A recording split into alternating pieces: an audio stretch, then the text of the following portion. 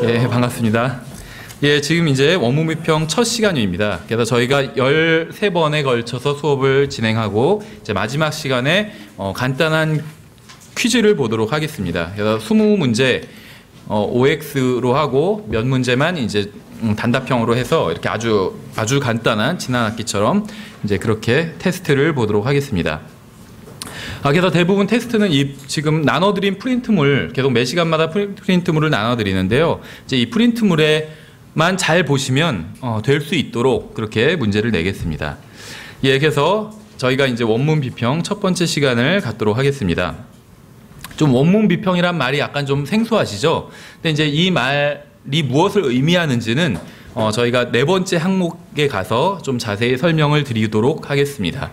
예, 그래서 첫 번째 시간이니까 이제 좀 사실 이 원문 비평이 약간은 좀 딱딱할 수 있는 과목이거든요. 그래서 첫 번째 시간이니까 우리가 좀 더 성경적인 그러한 이야기를 좀 하면서 시작을 하도록 하겠습니다. 먼저 저희가 이 원문 비평이란 이 과목을 배우는 이유가 무엇인지 아세요? 이제 사실은 여기서 다루는 것은 주로 이제 킹제임스 성경 문제에 관한 것입니다. 그러니까 대한민국에 많은 교회가 있지만 이제 킹제임스 성경을 믿고 사용하는 교회는 많지 않잖아요. 그렇죠? 아마 사용하는 교회는 100개 정도 될 겁니다. 뭐 저 잘 모르지만 정확히는.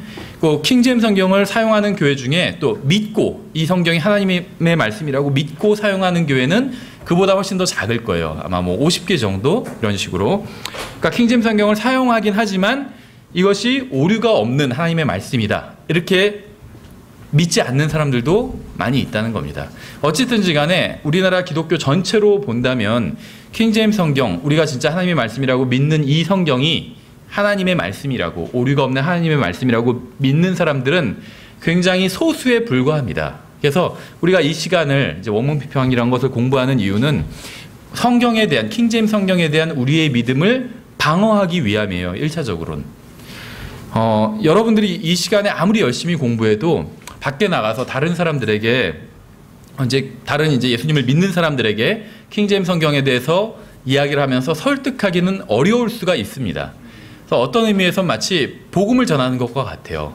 우리가 이제 복음에 대해서 물론 구원받은 사람은 다 복음을 알고 있어요. 믿고 있고. 근데 이제 우리가 신학원에서 복음 전도 시간을 갖고 이제 특별히 더 공부를 합니다. 그러니까 복음을 좀 더 효과적으로 전하고 다른 한편으로는 내 믿음을 또 효과적으로 잘 이제 방어하기 위해서 이제 이런 것들을 공부하신다고 보시면 돼요. 근데 밖에 나가서 사람들에게 복음을 전하는 것, 이것은 어려운 일일까요? 쉬운 일일까요? 질문이 애매한 것 같죠? 어려운 일은 아니에요. 귀찮은 일일 수는 있어요. 그렇죠? 하기 싫은 일일 수도 있어요. 근데 어려운 일은 안 해요. 복음을 전한 건 가서 복음을 전해주면 돼요. 그런데 아니, 잘 들어보세요. 어렵지는 않아요. 왜냐하면 복음 전도란 무엇이냐면 예수님을 아는 사람이 예수님을 모르는 사람에게 예수님을 전해주는 것. 그래서 어려운 일은 아니에요. 다만 귀찮은 일일 수는 있어요. 하기 싫은 일일 수는 있어요. 제가 아는 한 지난 시절에 예를 들면 지금 돌아가신 지 한 10년 정도 되셨는데 제이칼스 목사님이라는 분이 계신데 복음을 굉장히 열심히 전하시는 분이에요. 그래서 뭐 구령하러 갑시다 이런 소책자도 쓰시고, 그래서 복음 전도에 있어서는 굉장히 미국에서도 유명한 분인데 그분도 그런 얘기를 하시더라고요. 자기도 복음 전하러 나가는 게 싫다고 얘기를 하시더라고요. 그래서 어떻게 하냐면 이제 그 교회는 굉장히 큰 교회예요. 그러니까 미국에서 주일학교가 가장 큰 교회예요. 퍼스트 해몬드 베프티스트 처치인가 그래요, 이름이. 그래서 그 목사님은 이제 부목사님이랑 약속을 한대요. 그러니까 매주 언제는 복음 전하러 가는 날로. 일주일에 뭐 여러 날을 복음 전하러 가요. 근데 부목사님이랑 약속을 하면 복음 전하러 가기 싫다고 이렇게 핑계를 대고 안 갈 수가 없잖아요. 그렇죠? 또 체면이 있으니까. 그러니까 복음 전하기가 어렵지는 않지만 복음 전하러 나가긴 싫어요. 그럴 수는 있어요. 그렇죠? 우리가 다 육신 안에 있기 때문에. 근데 어렵지는 않다는 거죠. 예수님을 알고 있는 사람에게는 어렵지 않아요. 왜냐하면 복음 전도는 다른 게 아니라 예수님을 알려주는 거기 때문에 예수님을 모르는 사람에게 내가 알고 있는 그 예수님을 알려주면 돼요. 그렇죠? 어떤 면에서 마찬가지예요. 이 킹제임스 성경에 대한 것을 알려줄 수는 있어요. 근데 이제 무엇이 어렵냐 하면 복음을 전해서 그 사람이 예수님을 믿게 하는 건 어려워요. 그렇죠? 왜냐하면 그거는 그 사람 마음에 달린 일이기 때문에. 내가 내 마음도 어떻게 할지 못할 때가 많이 있잖아요. 근데 남의 마음을 내가 어떻게 할 수가 없잖아요. 그렇죠? 그래서 내가 복음에 대한 사실은 알려줄 수 있어요. 예수 그리스도를 그 사람에게 소개시켜 줄 수는 있지만 그 사람이 받아들이고 안 받아들이고는 그 사람 자유라는 거죠. 그건 나에게 달린 일이 아니에요. 근데 감사하게도 하나님께서는 우리에게 복음을 전하라고만 명령하셨지 그 사람을 완전히 설득해서 예수님을 믿게 하라 이렇게 명령하신 적은 없어요.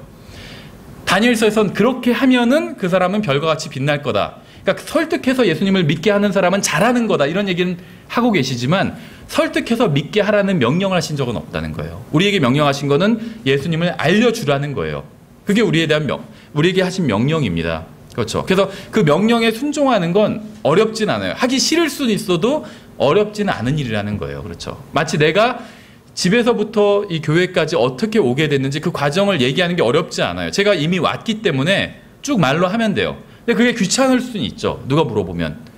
그냥 지금 얘기하기 귀찮아. 이럴 수는 있잖아요. 그렇죠. 근데 그 과정을 말하는 게 어려운 일은 아니라는 거죠.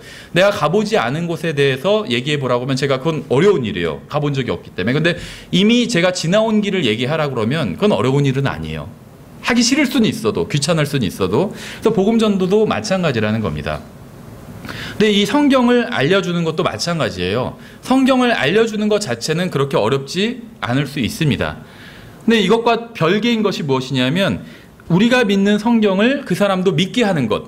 킹제임스 성경을 거부하는 사람을 설득해서 킹제임스 성경을 받아들이게 하는 것. 이거는 어려워요. 예수님을 믿지 않는 사람이 예수님을 받아들이게 하는 것만큼이나 쉽지 않은 일이라는 것이죠. 그래서 우리가 다른 사람들을 설득할 수 있다면 그건 정말 좋은 일입니다. 하지만 그것은 우리에게 속한 일이 아닐 수 있어요. 예수님을 받아들이게 하든지 진리를 받아들이게 하든지 하나님의 말씀을 받아들이게 하든지 이거는 우리에게 속한 일이 아니라 하나님께서 하실 일입니다. 그럼 우리에게 속한 일은 무엇이냐면 예수님을 알려주고 예수님을 모르는 사람에게 예수님을 알려주고 진리를 모르는 사람에게 진리를 알려주고 하나님의 말씀을 모르는 사람에게 하나님의 말씀을 알려주는 것입니다. 여기까지가 우리의 임무예요. 그럼 그 다음에는 성령님께서 그 말씀을 통해서 우리가 전한 하나님의 말씀을 통해서 이제 역사하실 거라는 것이죠. 그렇죠. 그래서 이 성경 문제도 어떻게 보면 이제 복음을 전하는 문제와 굉장히 유사합니다. 다른 사람을 설득하기는 굉장히 힘들어요. 그래서 이 원문 비평에 관한 지식을 여러분이 아무리 완벽하게 갖추고 있다 할지라도 다른 사람을 설득해내기는 쉽지 않다는 일이죠. 예를 들면 미국에서는 이런 분야로 이제 연구를 많이 한 이제 목사님들이 있어요. 그래서 정말 킹제임스 성경 또 잘못된 성경 이런 논쟁이 붙으면 항상 이제 뭐 TV 토론회에도 나와서 토론을 할 정도로 이제 굉장히 훈련이 많이 된 이쪽 분야에서 이제 그런 목사님들인데 그런 분이 온다 할지라도 킹제임스 성경을 안 받아들이는 사람을 억지로 받아들이게 하기는 쉽지 않은 일이라는 것이죠. 그럼 이제 우리가 이 분야를 왜 공부하냐? 아무리 이걸 열심히 공부한다 할지라도 내가 바른 성경을 거부하는 사람의 마음을 바꾸기가 힘들다면 이걸 왜 공부하냐 하면 첫 번째 이유는 우리의 믿음을 방어하기 위함입니다. 그러니까 우리가 이것을 적극적으로 킹제임스 성경을 다른 사람이 받아들이게 하지는 못한다 할지라도 다른 사람이 킹제임스 성경에 대한 나의 믿음을 공격할 때 최소한 내가 방어할 수는 있다는 거예요. 그렇죠. 예를 들면 어떤 변개된 성경을 만들어내는 그런 신학자들이 있어요.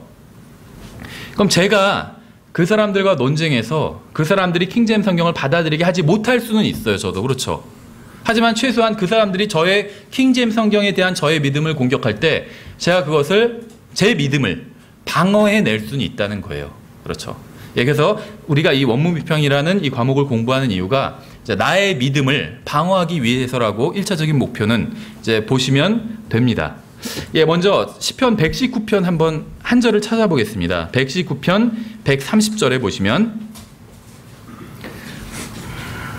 119편 130절 시편 119편 130절에 이렇게 되어 있습니다.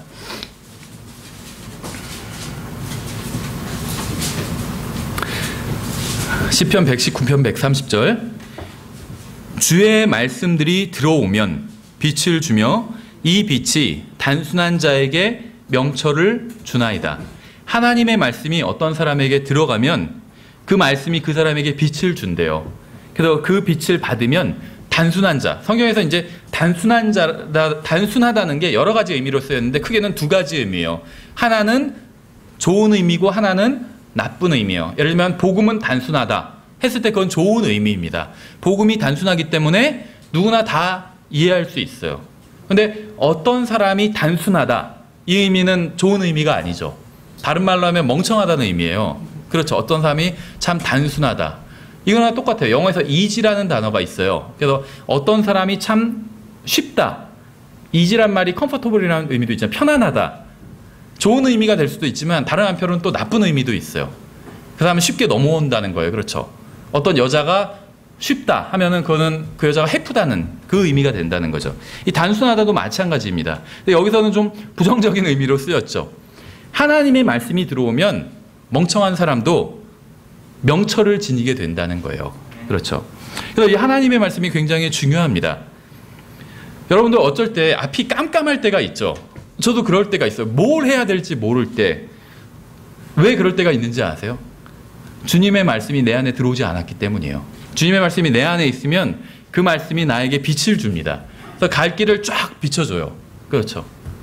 그래서 이 하나님의 말씀은 우리가 살아가는 데 있어서 굉장히 중요해요. 우리가 구원받는 데도 굉장히 중요하지만 단순히 구원받는 데뿐만이 아니라 그리스도인으로서, 정상적인 그리스도인으로서 살아가는 데 있어서도 굉장히 중요합니다.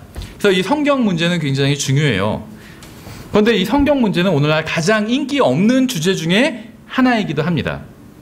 이 세상 사람들은 당연히 성경 문제에 관심이 없어요. 그렇죠. 그거나 다 똑같은데 뭘 그거 갖고 싸우냐 이렇게 바라봅니다. 근데 세상 사람들뿐만 아니라 구원받았다고 하는 사람들, 자기가 그리스도인이라고 하는 사람들조차도 이 성경 문제에 대해서 별로 큰 관심을 갖지 않아요. 난 개혁 성경이 좀 부족한 성경이라도 내가 아직 그것도 다 제대로 순종하지 못하는데 완벽한 성경이 있어서 뭐 하겠냐, 이런 말 들어보신 적 있을 거예요. 그렇죠. 실제로 저도 성경에 대해서 알려줄 때 상대방이 그런 말을 바로 하더라고요.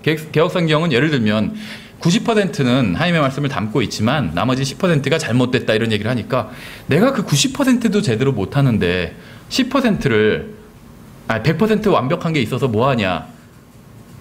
근데 그건요 핑계에 불과해요. 왜냐하면 사실은 그 말은 의미는 뭐냐면 하나님의 말씀이 별로 중요하지 않다 이런 의미예요. 왜냐하면 바꿔서 예를 들면 다른 대답이 나오게 돼 있어요. 예를 들면 집이 있어요. 새 집에 들어가요. 새 집에 입주를 하는데 90%만 공사가 끝났어요. 그 10%는 공사를 안 해줘요. 그냥 자비 들여서 하라고 그래요. 그 옆에는 다른 사람은 100% 다 해주고 그럼 그냥 받아들이고 들어갈 거예요? 그래 뭐 90% 내가 어차피 이 집을 구덕구덕 다 이용하는 거 아니잖아요. 그러니까 90%만 돼 있어도 좋아. 이렇게 생각하는 사람 없다는 거죠. 100%를 요구한다는 거예요. 그렇죠. 왜냐면 똑같은 뭐 어떤 상품을 사는데 90%만 담겨 있어요. 90%만 담겨 있어도 상관없겠죠. 근데 나는 90%만 주고 다른 사람은 100% 줘요. 월급을 받아도 똑같은 직원이고 똑같은 직급이고 들어온 지 똑같이 된 사원인데 한 사람은 100% 주고 난 90% 줘요. 근데 90% 받아도 살아갈 수 있잖아요. 그렇죠. 200만 원 받는 사람 있고 난 180만 원 받아요. 살아갈 수 있겠죠. 그런데 거기서 그래 180만 원 받아도 살아갈 수 있으니까 뭐 저 사람 200만 원 다 필요하겠지. 난 180만 원이라도 살아가니까. 이렇게 생각하는 사람은 없다는 거예요. 왜 10%를 안 주냐고 따지겠죠. 그러니까 자기의 이익과 관련된 것은 가만히 있지 않아요. 따진다는 거예요. 적극적으로. 그런데 이익과 관련이 없는 건 그러거나 말거나 별로 상관 안 한다는 거죠. 그러니까 하나님의 말씀이 자신의 이익과 별로 관련이 없다고 생각하는 거예요. 왜 그렇게 생각할까요? 한 번도 하나님의 말씀으로 살아본 적이 없기 때문에. 그 다음에 구원받지 못했다는 이야기가 아니에요. 예수 그리스도만 믿으면 누구나 구원받을 수 있어요. 구원은 쉽기 때문에. 구원은 받았지만 하나님의 말씀으로 살아본 적이 없는 거예요. 성경은 의인은 믿음으로 살리라 이렇게 말씀하고 있잖아요. 믿음으로 구원받고 믿음으로 살아야 되거든요. 근데 구원은 믿음으로 받았는데 믿음으로 한 번도 살아본 적이 없어요. 믿음으로 산다는 건 다른 말이 아니에요. 그냥 믿습니다 하면서 사는 게 믿음으로 사는 게 아니라 하나님의 말씀대로 사는 게 믿음으로 사는 거예요. 믿음은 들음에서 오며 들음은 하나님의 말씀에 의해서 오기 때문에 하나님의 말씀이 이렇게 하라 그러면 그렇게 하면서 사는 게 믿음으로 사는 거예요. 그렇게 하면 나에게 손해가 가요. 그래도 그렇게 하면서 사는 거예요. 그러면 그게 믿음으로 사는 거예요. 자기 이익대로 사는 건 믿음으로 사는 게 아니에요. 하나님의 말씀대로 사는 것. 그게 비록 나에게 손해가 간다 할지라도 내가 하나님의 말씀을 의지해서 그렇게 사는 것. 그렇죠. 그게 믿음으로 사는 거예요. 하나님 말씀을 전하라고 그러면 생각해 보세요. 하나님의 말씀을 전하면 그게 나에게 이득이 올까요? 손해가 올까요? 잘 생각해보세요. 이 세상에서의 어떤 금전적인 면만 생각한다면 손해가 와요. 시간은 돈이죠. 근데 내가 일주일에 예를 들면 1시간, 하루에 1시간을 할애해서 하나님의 말씀을 밖에 가서 전해요. 그럼 그건 나에게 손해가 와요. 내가 거기서 아르바이트를 1시간 동안 해도 돈을 얼마를 더 벌 수 있는데, 그렇죠. 손해가 와요. 그런데 하나님께서는 성경에는 하나님의 말씀을 전하라고 했기 때문에 내가 시간을 할애해서 밖에 나가서 하나님의 말씀을 전해요. 그게 믿음으로 사는 거라는 거예요. 근데 하나님의 말씀이 아무런 변개됐건 아니건 아무런 관련도 없다 이렇게 얘기하는 사람들은 하나님의 말씀으로 살아본 적이 없어요. 그래서 그게 자기한테 전혀 중요하지가 않아요. 어떻게 되든 뭐 90%건 80%건 70%건 전혀 관련이 없다는 거예요. 그렇죠. 그러니까 불행한 사실은 안 믿는 사람들이 하나님의 말씀을 중요하지 않다고 하는 건 이해가 가요. 근데 믿는다고 하면서, 예수님을 믿는다고 하면서도 하나님의 말씀이 별로 중요하지 않다. 뭐 변기가 조금 됐건 아니건 그게 그렇게 중요한 건 아니다. 라고 하는 사람들이 있다는 겁니다. 이게 정말 심각한 문제라는 거죠. 대부분의 그리스도인들이 관심을 갖는 건 뭐 기도가 응답받는 것, 아니면 자기가 영적으로 성장하는 것. 근데 영적 성장도 어떤 성경적인 영적 성장이 아니라 자기 막 기분이 좋아지고, 그렇죠. 막 이런 것들을 얘기하는 거예요. 아니면 어떤 물질적으로 복을 받는 것, 이런 것들에 관심을 갖고 살아갑니다. 그러나 바른 성경 없이는 영적으로 성장할 수도 없고 기도가 응답되지도 못해요. 그러니까 기도가 하나님께로부터 응답되지 못한다는 거예요. 바른 성경이 없이는. 왜냐하면 잘못된 성경은 하나님의 말씀이 변개되어 있기 때문에 그것을 읽는 자들이 하나님의 뜻대로 올바로 구하지 못하기 때문에, 또 주님의 뜻대로 올바로 구하지 못하면 결국 기도가 응답받지 못하기 때문에. 그러니까 성경이, 바른 성경이 있어야 된다는 건 너무나도 중요하다는 거예요. 바른 성경이 없으면 하나님의 뜻을 바르게 알 수 없고, 하나님의 뜻을 바르게 알 수 없으면 결국 내가 바르게 주님께 기도할 수도 없다는 거예요. 그러니까 기도라는 게 기본적으로 주님과 주고받는 거잖아요. 의사소통이에요. 근데 바른 성경이 없으면 주님과의 관계가, 구원받지 못한다는 말이 아니에요. 주님과 바른 관계 속에서 동행해 나갈 수가 없게 된다는 거예요. 예를 들면 우리가 주님께 무엇인가를 기도로 구할 때 하나님의 뜻대로 구해야 그것이 응답받을 수 있는데, 하나님의 뜻이 아닌 걸 구해요. 그럼 응답받지 못하겠죠. 그렇죠. 뭐 아주 극단적인 예를 들면 내가 아주 싫어하는 사람이 있어요. 교회에. 누구나 다 있잖아요. 한 사람쯤은. 그렇죠. 싫어하는 사람이 있어요. 그래서 그 사람이 어떻게 됐으면 좋겠다. 그냥 주님께서 빨리 데려가셨으면 좋겠다. 빨리 데려가십시오. 예수님의 이름으로 기도드렸습니다. 아멘. 하나님께서 그 사람 데려가실까요? 빨리? 나를 데려가실 수도 있어요. 오히려. 그렇죠. 그건 하나님의 뜻대로 구한 게 아니에요. 하나님의 뜻대로 구하는 기도는 내가 싫어하는 사람이라 할지라도 예수님은 그 사람을 위해서 죽으셨잖아요. 그래서 그 사람을 위해서 기도하는 것, 그것이 하나님의 뜻대로 하는 기도입니다. 근데 성경을 내가 잘 모른다면, 또 바른 성경이 없다면 이렇게 바르게 주님의 뜻대로 구할 수 없게 된다는 거죠. 그러면 그래도 잘못된 성경이라 할지라도 개역 성경에도 바른 얘기들이 많지 않나? 물론 맞아요. 90% 정도는 맞는 얘기들이 있습니다. 그러니까 개역 성경에도, 저도 개역 성경을 읽다가 구원받았어요. 그러니까 개역 성경을 통해서도 충분히 구원받을 수 있고, 개역 성경에도 90% 정도는 하나님의 말씀이 있어요. 개역 성경 안에도 하나님의 말씀이 있습니다. 근데 개역 성경 안에는 하나님의 말씀이 아닌 것들도 있다는 게 문제예요. 그럼 하나님의 말씀이 아닌 것들은 어떤 것이냐? 또 어떻게 아냐?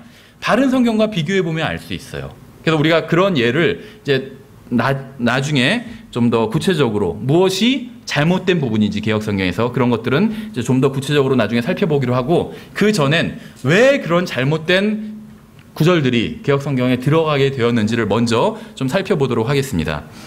먼저 이 시간에는 저희가 성경과 하나님의 말씀과 하나님의 뜻에 대해서 좀 생각해 보도록 하겠습니다. 제가 먼저 한번 퀴즈를 내볼게요. 하나님은 몇 분이시죠? 한 분이죠. 한 분이에요. 맞아요. 그렇죠.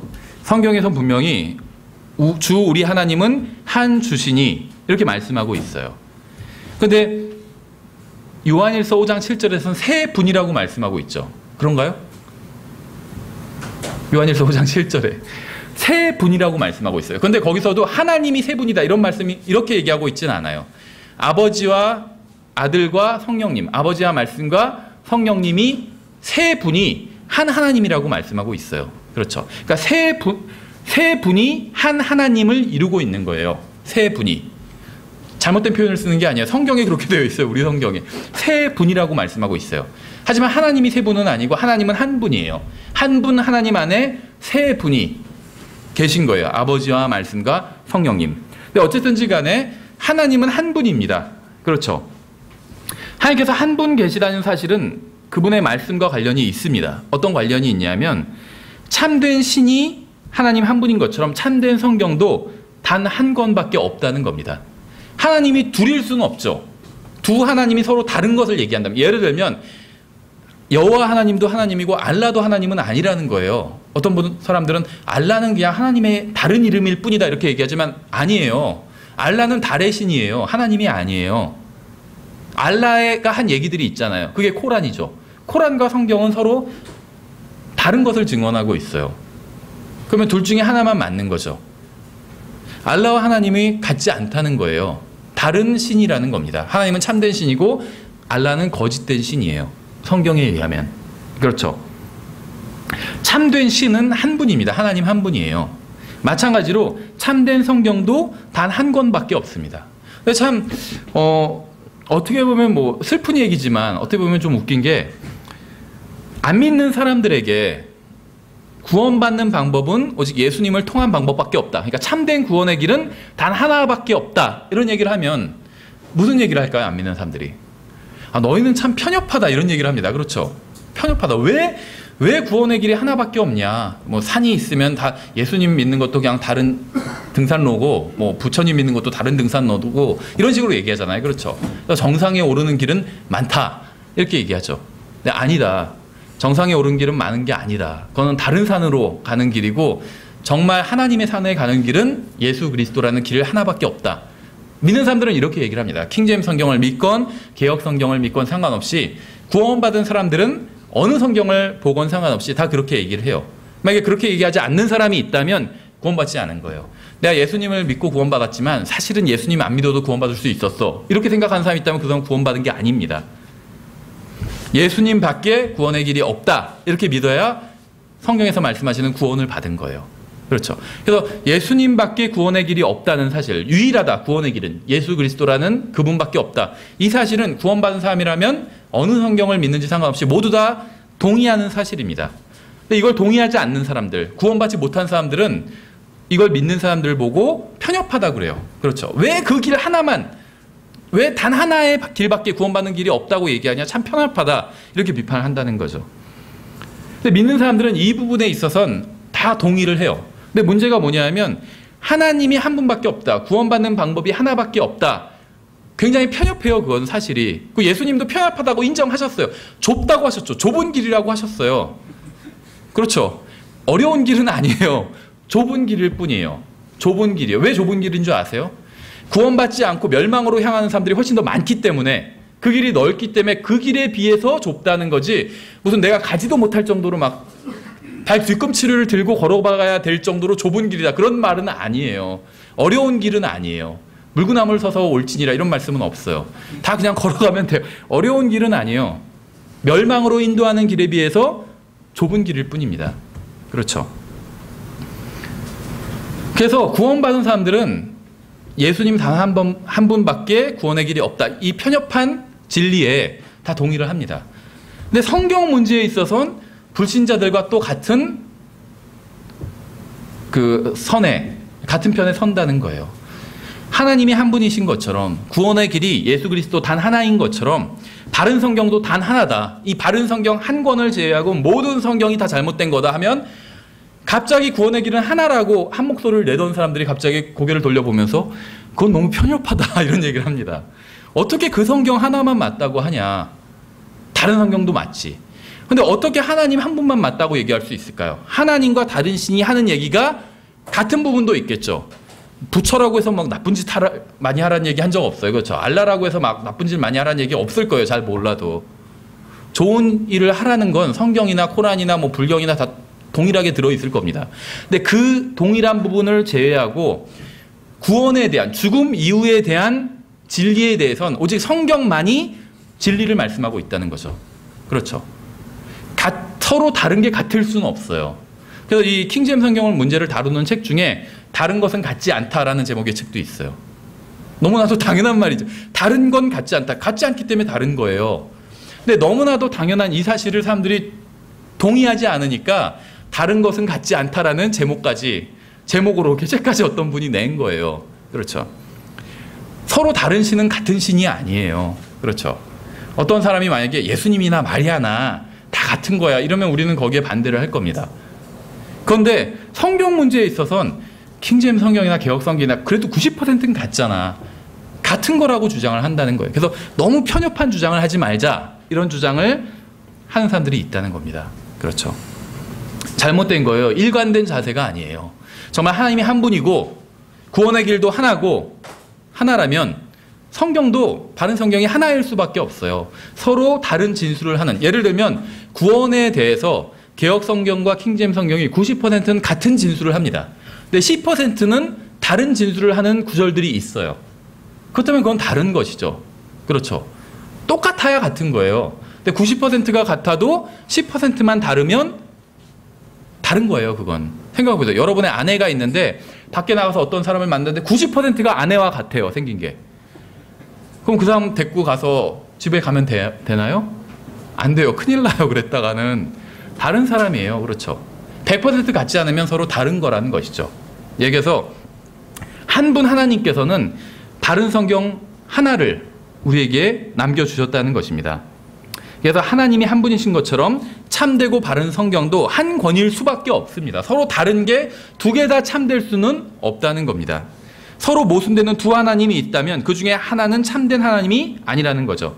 마찬가지로 서로 모순되는 두 성경이 있다면 그 중에 하나는 참된 성경이 아니라는 겁니다. 그러니까 둘 다 참된 성경이 아니든지 둘 중에 하나만 참된 성경이 아니든지 할 수 있는 거지 둘 다 참된 성경일 수는 없다는 거예요. 서로 다른 게. 그렇죠. 두 여자가 있는데 한 여자가 저의 아내이고 한 여자는 아니든지 둘 다 제 아내가 아니든지 할 수 있는 거죠. 둘 다 제 아내일 수는 없어요. 그렇죠. 굉장히 쉬운 문제예요. 이거는. 한 분 하나님을 제외한 모든 신들이 잘못된 신인 것처럼 한 성경을 제외한 모든 성경이 잘못된 성경입니다. 그렇다면 왜 잘못된 성경이 존재하는 걸까요? 하나님께서 정말 전능하시다면 또 전지하시다면 모든 것을 하실 수 있고 모든 것을 하지 못하게 하실 수도 있고 모든 것을 다 아시는 하나님께서 계시다면 왜 잘못된 성경이 이 세상에 존재해서 그리스도인들을 구원받은 사람들을 혼란스럽게 하는 것을 허락하셨을까요?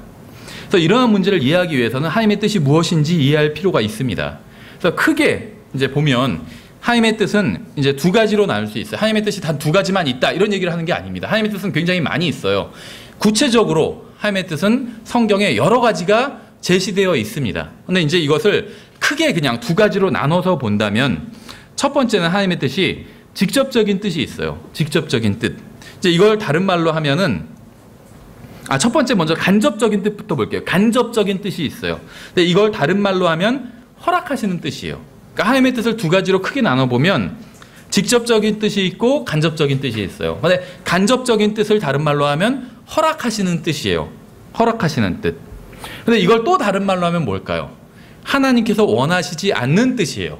그러면 간접적인 하나님의 뜻은 하나님께서 원하시지 않는 거예요. 그럼 다시 말하면 하나님의 뜻이 아니라는 거예요. 간접적인 하나님의 뜻은 하나님의 뜻이 아니라는 겁니다. 그렇죠? 우리가 반드시 알아야 될 사실은 무엇이냐면 때때로 하나님께서 원하시지 않는 어떤 일이 일어난다는 것입니다. 때때로 하나님께서 원하시지 않는 어떤 일이 일어날 때가 있다는 거예요. 어떤 경우에 그럴까요? 개인적인 일에 관해서 한 사람 한 사람의 개인적인 일에 관해선 하나님께서 원하시는 일이 일어나지 않을 때도 있어요.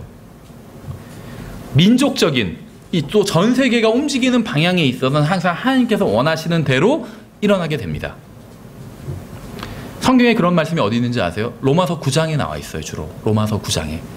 그래서 로마서 지금 저희가 찾아보지는 않겠지만 로마서 9장에 보시면 하나님께서 자신의 뜻대로 모든 것을 하신다. 이제 이런 문맥이 나와요.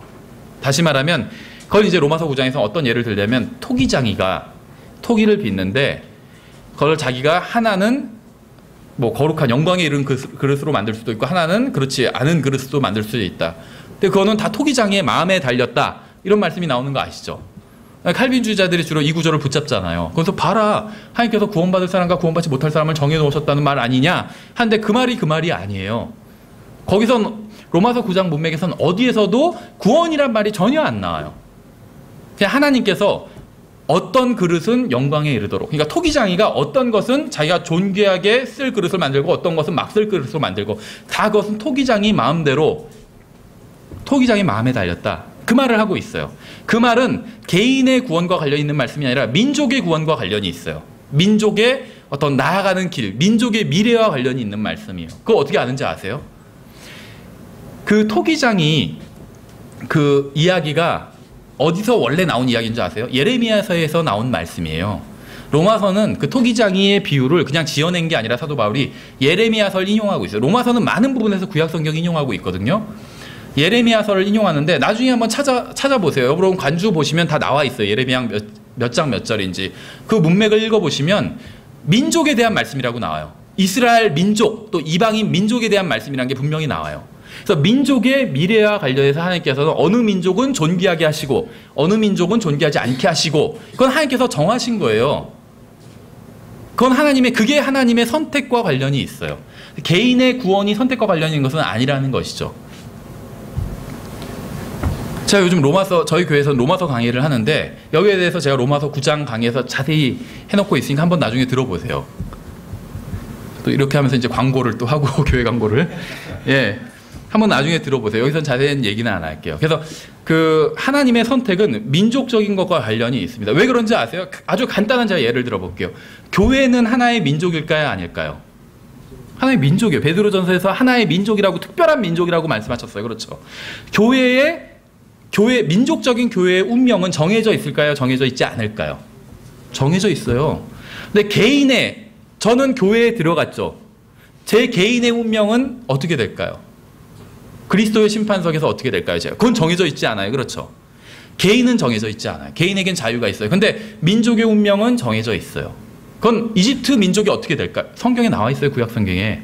이스라엘 민족이 어떻게 될까요? 여러분 아세요? 이스라엘 민족이 어떻게 될지. 나중에 예수님께서 재림하시면 이스라엘 민족이 이 세상에서 머리 국가가 됩니다. 그건 정해져 있어요. 근데 이스라엘 민족에 속한 개개인은 어떻게 될까요?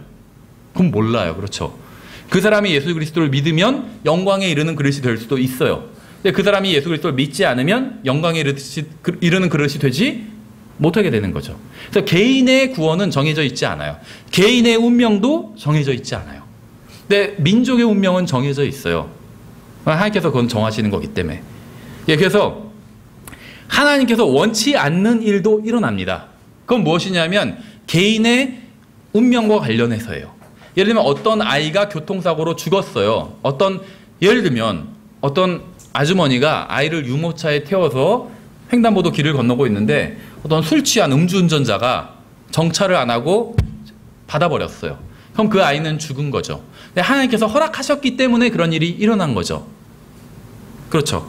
근데 사실은 하나님이 허락하시는 뜻은 하나님께서 원하시는 뜻은 아니라고 그랬죠. 하나님께서 개인들의 삶에 맡겨두신 거예요. 그건 개인들의 결정에. 그렇죠. 그 음주운전자가 술을 마시기로 결정했기 때문에, 그리고 술을 마시고 운전을 하기로 결정했기 때문에 개인에게는 불행한 일이 일어나게 되었다는 거죠. 그래서 개인의 운명과 관련해서 하나님께서 정해놓으신 게 없어요. 근데 민족의 운명과 관련해선 유대인도 그렇고 교회라는 민족도 그렇고 하나님께서 다 정해놓으셨다는 겁니다. 그렇죠. 그러니까 선택, 예정 이런 것들은 민족적인 것과 관련이 있지 개인과는 관련이 없다는 겁니다. 어쨌든지 간에 그래서 개인의 운명과 관련해서 하나님께서 원하시지 않는 일들이 일어납니다. 언뜻 보면 이상한 일 같지만 이거는 분명한 사실입니다. 다시 말하면 여러분이 신앙이 성장하지 못했어요. 그건 여러분 책임이라는 거예요. 그렇죠. 근데 교회가 영광스러운 교회가 되지 못했어요. 그건 누구 책임일까요? 하나님 책임이에요. 이스라엘이 구원받지 못했어요. 로마서 11장에서 분명히 온 이스라엘이 구출을 받으리라 이렇게 되어 있어요. 그렇죠. 근데 만약에 이스라엘이 구출받지 못했어요. 그럼 그건 누군 책임일까요? 그건 하나님 책임이에요. 그렇죠. 그래서 민족적인 것은 하나님이 책임을 지신다는 거예요. 근데 개인은 각 개인이 책임을 져야 돼요. 여러분이 구원받지 못했다면 그건 여러분 책임이에요. 하나님께서는 구원자도 다 마련해 주시고 구원의 길도 다 마련해 주셨어요. 그런데도 불구하고 구원받지 못했다면 그건 그 개인의 책임이라는 거죠. 영적 성장도 마찬가지예요. 여러분이 영적으로 성장하지 못했다면 그건 하나님 책임이 아니에요. 교회가 잘못돼서 목사님이 설교를 별로 이상하게 해서 그런 책임이 아니에요. 여러분 책임이에요. 그건 여러분의 책임이에요. 왠 줄 아세요? 성경은 하나님의 말씀이 샘물과 같다고 말씀하고 있어요. 그래서 와서 마시라고 말씀하고 있어요. 마시지 않는 사람 잘못이라는 거예요. 그렇죠? 예, 그래서 이 세상에서는 하나님께서 원하시지 않는 일들도 일어납니다. 여러분의 삶에도 그런 일이 많이 일어나고 있어요. 여러분이 다 지금 주님께서 원하시는 만큼 장성한 분량에까지 다 성장한 건 아니죠. 왜 그럴까요? 잘 모르지만 아마도 여러분이 하나님의 말씀을 충분히 섭취하지 않았기 때문일 거예요. 거기에 대한 책임은 하나님께 있는 것이 아니라 여러분에게 있다는 것이죠. 왜냐하면 여러분이 성경을 구하려고 했는데 도저히 구할 수가 없었다. 그럼 그건 하나님 책임일 수도 있지만 그러지가 않잖아요. 성경을 다 가지고 있어요. 그것도 한 권이 아니라 막 여러 권씩 갖고 있는 사람도 많아요. 저도 킹제임스 성경만 30권이 넘게 갖고 있어요. 그러면 분명히 제가 하나님 앞에서 영적으로 성장을 못한 책임은 하나님 책임은 아니겠죠. 넌 그렇게 성경이 많이 있는데도 왜 성장하지 못했냐 했을 때 그건 제 책임이라는 것이죠. 그렇죠. 그래서 하나님께서는 이제 어떤 뜻을 가지고 어떤 일들에 대해서 개인의 어떤 일들에 대해서는 그 사람이 선택할 수 있도록 해주신다는 겁니다. 그래서 어떤 사람이 성경을 변개시키겠다. 그럼 그걸 막지는 않으신다는 거예요. 그렇죠. 그래서 어떤 사람들이 불순한 동기로 성경을 변개시키기 시작했습니다. 그래서 변개된 성경이 나온 거예요. 이거 다 똑같아요. 하나님이 전지전능하시다면 왜 죄라는 것이 이 세상에 존재하게 됐을까? 하나님께서는 죄를 만드신 적이 없어요. 사람들이 죄를 지은 거예요. 그걸 그냥 내버려 두셨을 뿐이에요. 어떤 사람들은 이런 얘기하죠. 하나님께서 정말 계시다면 왜 전쟁이 일어나며 왜 어떤 기아로 왜 굶어 죽는 사람들이 이 세상에 생기는 건가? 그런 거 보면 하나님 없는 게 아니냐? 이런 얘기를 하는 사람이 있어요. 아니면 하나님 계셔도 사악한 하나님이 아니냐? 하나님 계시다면 전쟁을 막을 수 있었겠죠. 하나님께서는. 또 굶어 죽는 건 다 막으실 수도 있었을 거 아니에요. 그렇죠. 근데 하나님이 사악한 게 아니라 사실은 사람이 사악한 거예요. 왜냐하면 전쟁은 하나님께서 일으키신 적이 없어요. 지금까지. 그렇죠. 하나님께서 일으키신 게 아니에요. 야고보서에서 나오죠. 전쟁이 왜 일어나는지. 욕심 때문에 일어난대요. 한 사람의 욕심 때문에. 내가 좀 더 한마디로 땅을 좀 더 영토를 넓히고 싶다. 그런 개인의 욕심 때문에 전쟁이 일어나는 거예요. 그럼 기근은 왜 일어나는 걸까요? 어떤 기아.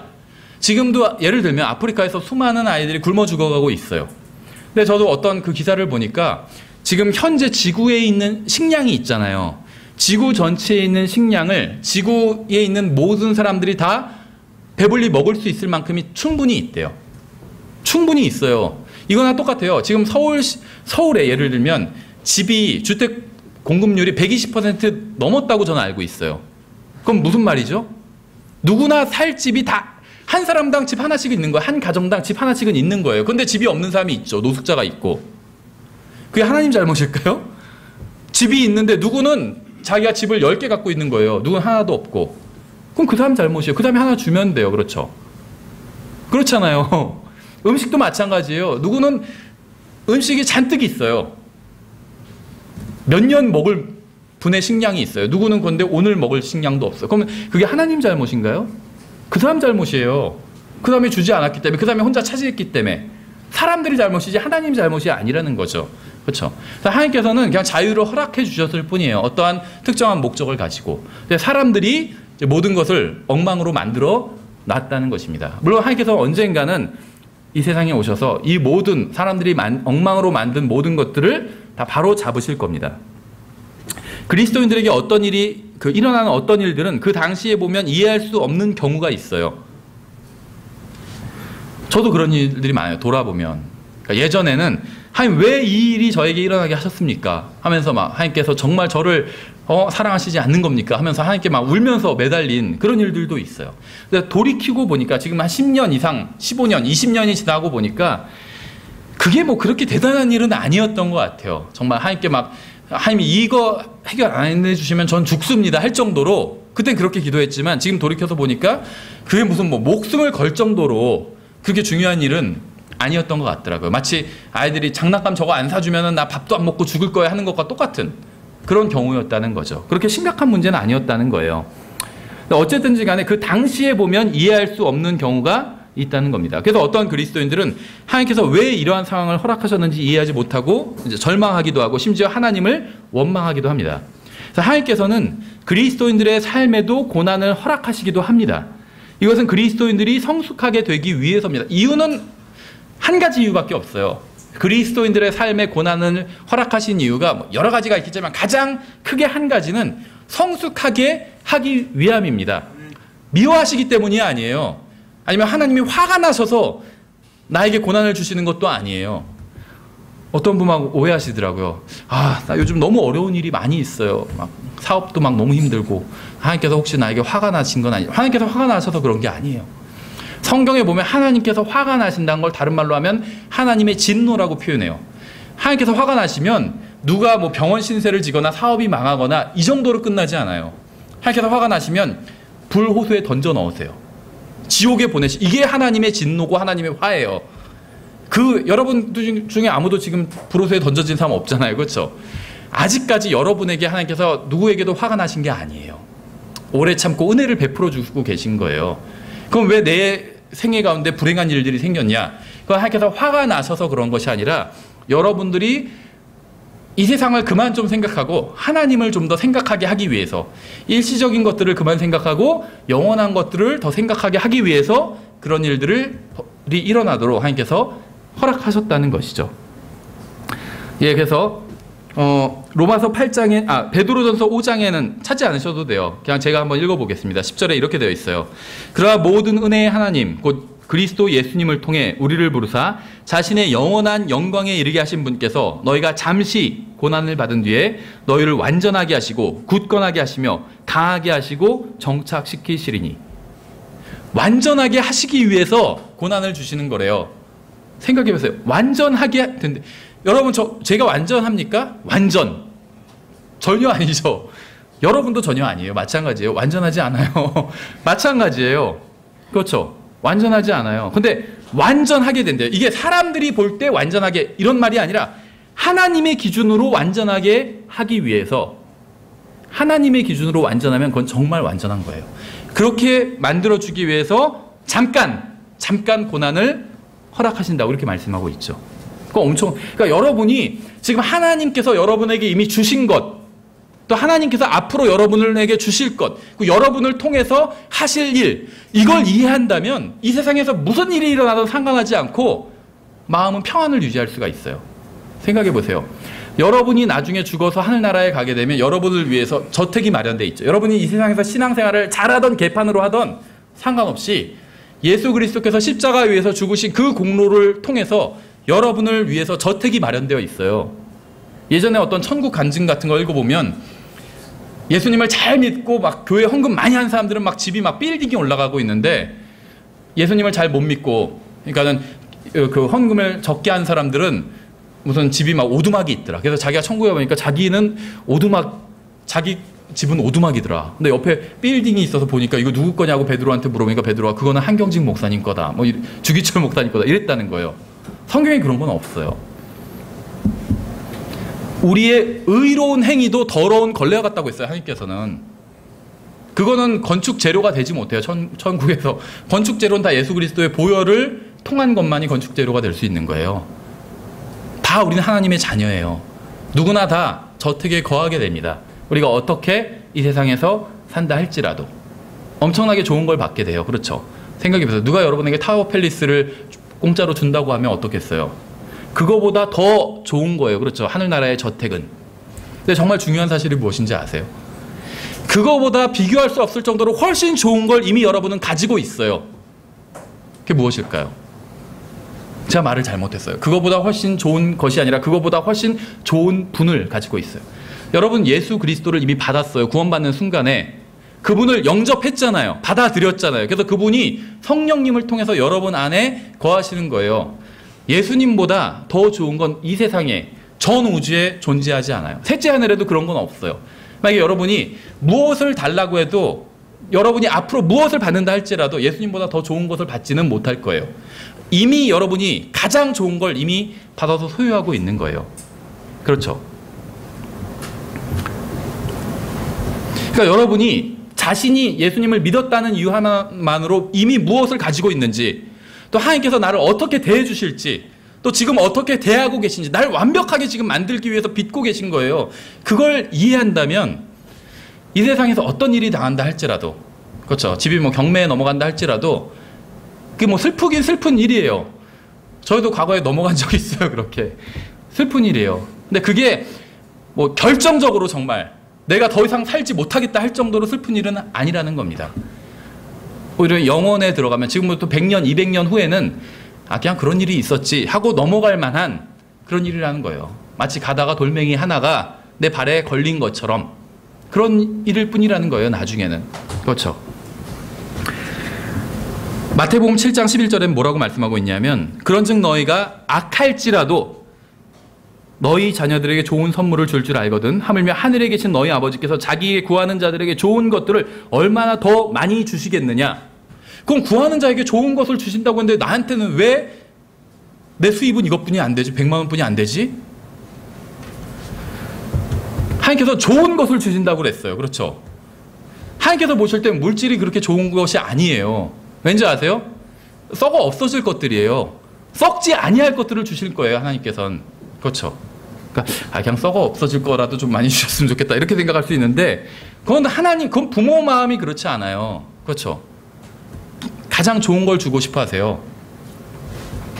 로마서 8장 28절에서는 이렇게 말씀하고 있어요. 우리가 알거니와 하나님을 사랑하는 자들 곧 그분의 목적에 따라 부르심을 받은 자들에게는 모든 것이 합력하여 선을 이루느니라 이렇게 말씀하고 있죠. 이게 어떤 일이 나도 다 그냥 잘 될 거야 이런 얘기가 아닙니다. 이 세상에선 잘 되지 않을 수도 있어요. 근데 모든 것이 합력하여 선을 이룬대요. 그분의 목적에 따라. 그분의 목적은 무엇일까요? 우리가 예수 그리스도 안에서 완벽해지는 거예요.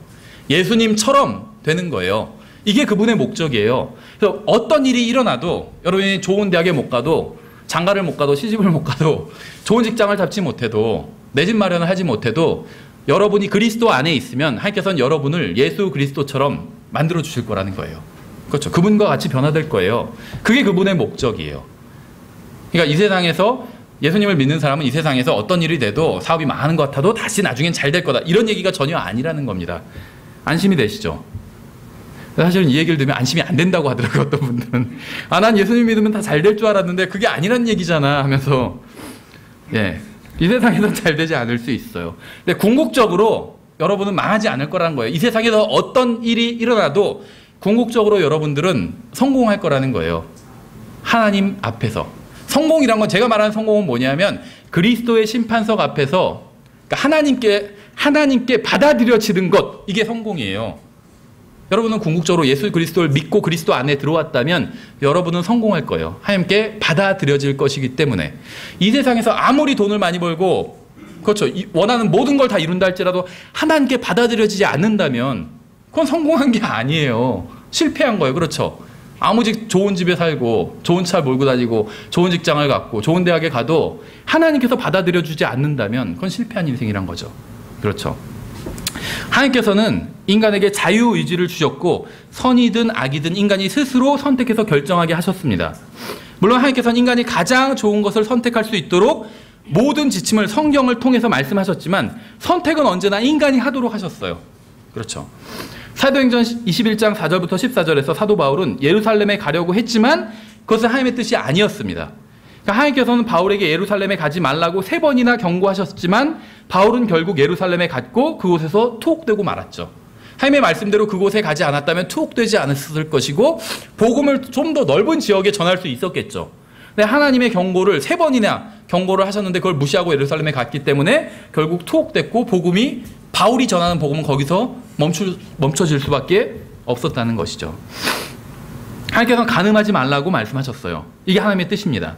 그런데 간음을 할 것인지 혹은 그렇지 않을 것인지에 대한 결정은 다윗이 내리도록 하셨다는 겁니다. 결국 다윗은 간음하기로 결정했고 성경에 의하면 다윗은 혹독하게 그 대가를 치르게 되죠. 그래서 성경은 뭐라고 말씀하고 있냐면, 속지 말라. 하나님은 조롱당하지 아니하시나니 사람이 무엇을 심든지 그대로 거두리라. 자기 육신에게 심는 자는 육신으로부터 썩는 것을 거두되 성령에게 심는 자는 성령으로부터 영존하는 생명을 거두리라. 이렇게 말씀하셨어요. 그래서 이 세상에서 일어나는 일들은 다 하나님께서 허락하신 일이지만 사실 그것은 하나님께서 원하지 않는 일도 많다는 겁니다. 그렇죠? 교통사고 나서 어린아이가 죽는 것, 이건 하나님께서 원하시는 일이 아니에요. 하나님께서 허락하신 일입니다. 전쟁이 터져서 많은 사람들이 죽는 것, 이것도 하나님께서 원하시는 게 아닙니다. 그러나 하나님께서 허락하신 일이라는 것이요. 왜냐하면 하나님께서 자유의지를 주셨기 때문에 그렇다는 것이죠. 그래서 먼저 이제 첫 번째 우리가 살펴본 하나님의 뜻은 하나님의 간접적인 뜻, 다시 말하면 하나님의 허락하시는 뜻, 다시 말하면 하나님의 뜻이 아닌 것을 살펴봤습니다. 그러니까 하나님께서는 내 뜻은 아니지만 그래 허락한다 라는 것에 대해서 살펴봤어요. 이제 두 번째는 하나님의 직접적인 뜻입니다. 이건 이제 하나님께서 원하시는 뜻이에요. 그리고 이것이야말로 이제 진짜 성경이 말하는 하나님의 뜻입니다. 여기에 대해서는 성경에 굉장히 많이 기록되어 있어요. 뭐 가장 대표적인 게 로마서 12장 2절을 볼 수가 있겠죠. 로마서 12장 2절엔 이렇게 되어 있습니다. 너희는 이 세상에 동화되지 말고 오직 너희 생각을 새롭게 함으로 변화를 받아 하나님의 선하시고 받으실 만하며 완전하신 뜻이 무엇인지 입증하도록 하라. 우리는 하나님의 뜻이 무엇인지 입증해야 돼요. 성경은 하나님의 뜻이 무엇이고 하나님께서 무엇을 원하시고 기뻐하시는지 모두 온전히 성경에 계시해 주셨습니다. 따라서 만일 누군가 하나님의 뜻을 찾고자 한다면 어렵지 않게 찾을 수 있다는 거예요. 왜냐하면 하나님께서는 자신의 뜻을 성경에 온전히 계시해 주셨기 때문에. 성경 문제도 마찬가지입니다. 이 세상에는 여러 가지 종류의 성경이 있는 것 같지만 크게 분류를 해보면 두 가지로 나눌 수 있어요. 마치 하나님께서 원하시는 뜻과 원치 않지만 허용하시는 뜻이 있는 것과 같다는 것입니다.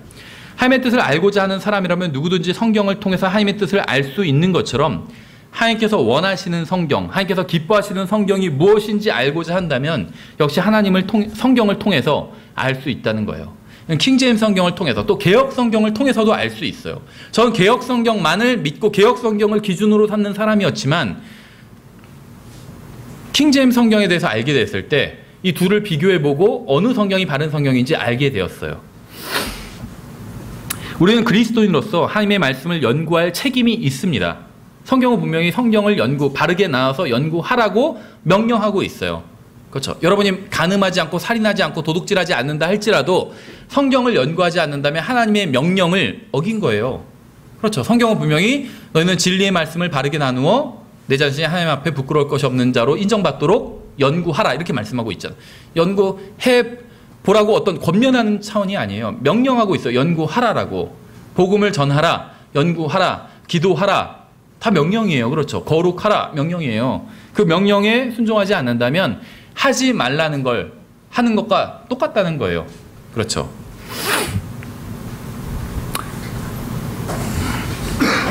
이 세상에는 하나님께서 원하시는 성경과 허락하신 성경이 있습니다. 하나님께서는 특별히 마음에 두신 성경이 있어요. 하나님께서는 모든 그리스도인들이 읽고 암기하고 묵상하기를 바라는 성경이 있습니다. 하나님께서 지정하시는 원하시는 성경이 이 세상에 있다는 것이 사실이라면 하나님의 자녀인 그리스도인들은 하나님께서 지정하신 그 성경을 찾아서 그것이 무엇인지 알고 그것을 읽고 그것을 전해야 된다는 겁니다. 그럼 이제 성경 문제가 왜 중요한지 한번 이유가 많겠지만 우리가 몇 가지만 살펴보도록 하겠습니다. 두 번째를 보시면 성경 문제가 중요한 이유는 여러 가지가 있는데 저희가 이제 6가지만 한번 찾아보도록 하겠습니다. 먼저 첫 번째는 디모데전서 3장 16절에 나와 있어요. 디모데전서 3장 16절에 이렇게 되어 있죠. 디모데전서 3장 16절 모든 성경 기록은 하나님의 영감으로 주신 것으로 교리와 책망과 바로잡음과 의로 교육하기에 유익하니 이렇게 말씀하고 있죠. 이 성경 문제가 왜 중요하냐? 하나님의 말씀이기 때문에 중요한 겁니다. 성경이 하나님의 말씀이 아니라면 중요하지 않아요. 그렇죠? 예를 들면 제가 쓴 책이 있어요. 근데 누가 그 책을 살짝 고쳐버렸어요. 위조했어요. 이게 중요한 문제일까요? 저한테는 중요한 문제겠죠. 여러분한테는 중요하지 않은 문제일 수 있어요. 에이, 뭐 그건 이우진 형제님 쓴 책이 뭐 별게 있겠어? 중요하지 않은 문제일 수 있어요. 중요하지 않은 문제일 수 있어요. 이 세상의 99.9% 사람들에겐 중요하지 않아요. 그건 저한테나 중요하지. 그렇죠? 근데 온 세상을 창조하신 하나님께서 정말 살아계신다면 그분의 말씀이 있는데 그 말씀을 누군가가 변개시켰다면 이건 엄청난 문제예요. 그렇죠? 우리가 무슨 대통령 대화록도 어떤 것이 원본이다 아니다 이거 갖고 막 나라가 막 들썩들썩 했잖아요. 그보다 훨씬 더 중요한 문제예요.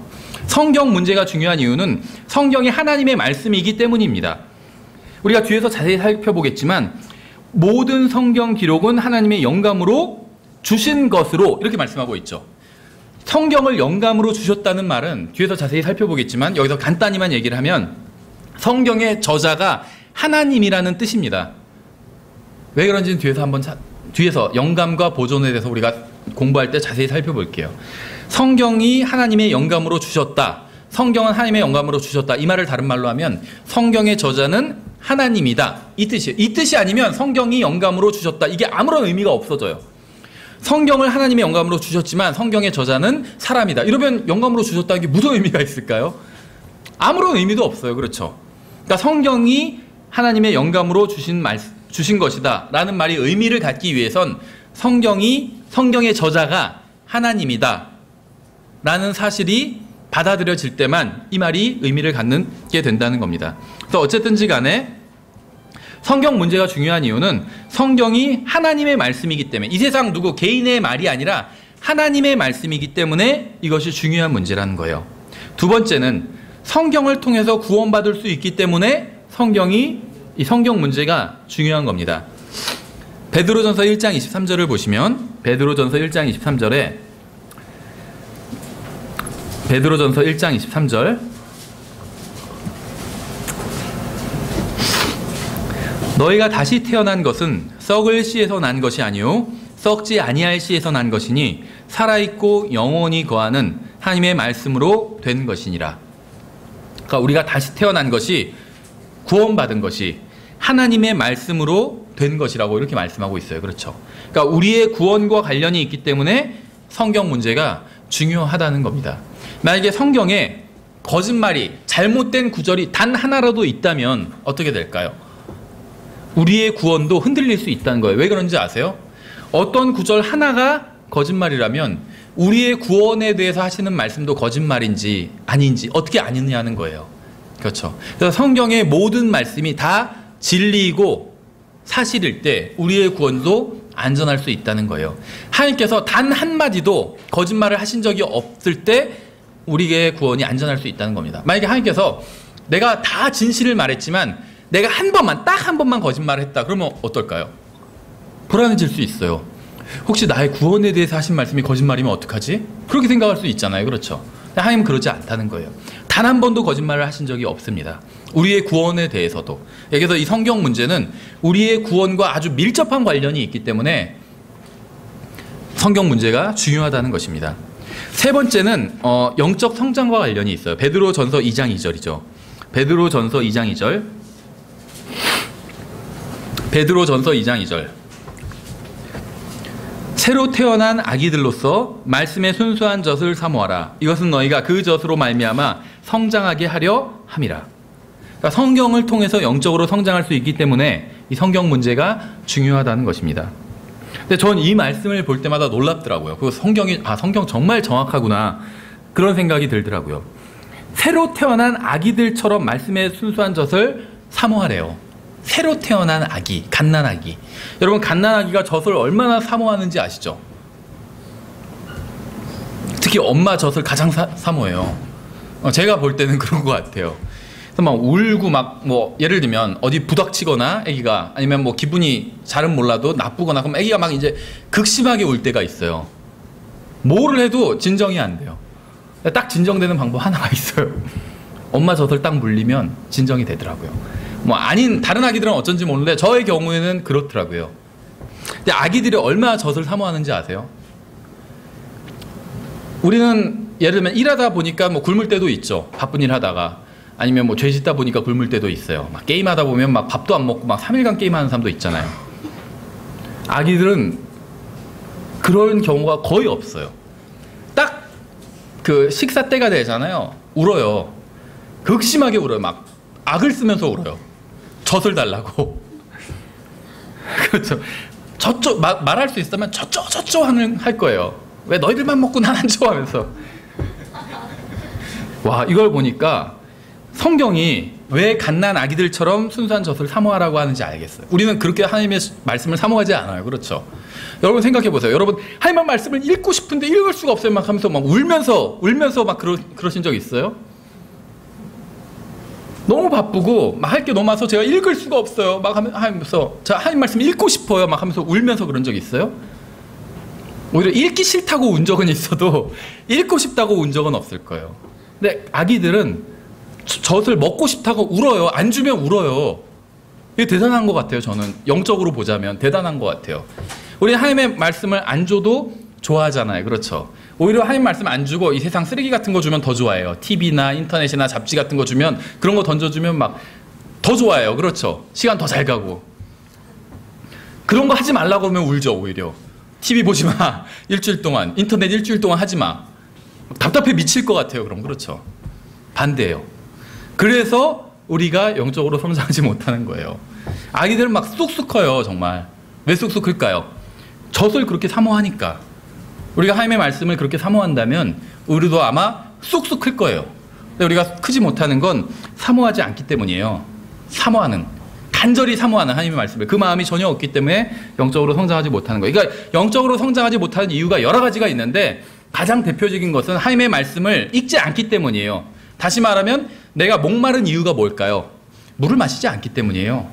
그렇죠. 영적인 갈증이 있는 이유가 뭘까요?